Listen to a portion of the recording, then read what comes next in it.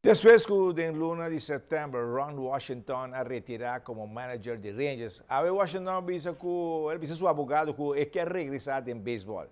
Si no está manager como coach de tercera base o instructor, pero me quiere back en béisbol. Washington anda a falta de béisbol acaba. Y the fitness school Mavoy Station, en un lugar ya saben, a Palm Beach Plaza. Aunque con nota Tour School com inscrever a llega para tomar parte no evento de fitness com obstáculo organizado para a comissão de API, está em um bom ambiente e hope animação de parte de colegas na escola a competir contra outro den equipo. Nós eigenlijk het op een vak die school, en toen decidí de sluiten af com atividade aqui com diferentes obstacles não. A doelgroep da MAVO, que nos há 6 MAVO, então 5 mucha lo representan na escola. Então, é muito tranquilo, mas vai competir contra outro, tem diferentes obstáculos na maneira de poder, que é um que de menos tempo lo gana. E também é fitness test para não mesmo? Sim, eigenlijk o logo está The Fittest School, of o nome está The Fittest School, que vamos ver aqui é a escola de mais fit, não? Você motivar a escola para promessa para preparar para o evento? Sim, claro, nós vamos na escola individual, nós vamos promover os flyers que saem, e aí passa trabalho, pero vamos ver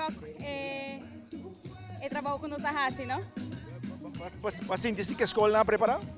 Sim, não, agora que estamos com a hobby, basic começa a warm-up que saem, pero então a hobby excited acaba de hora nós vai cerca não.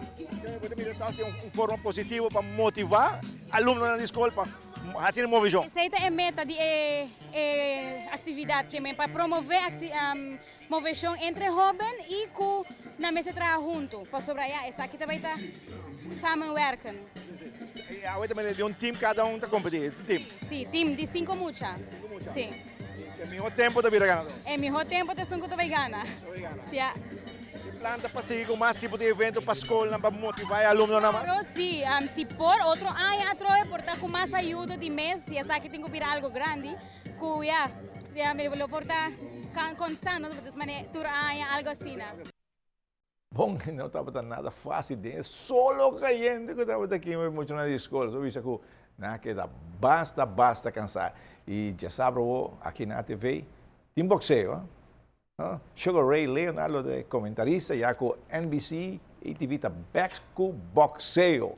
Já sabe, para 8h30, não perder. Aqui também é um warm-up para a peleia de Mayweather com Pacquiao, que já soldado de 15 munições. Está aqui para ter que peleia. Não vai Las Vegas, vou dar entrada. Não sei,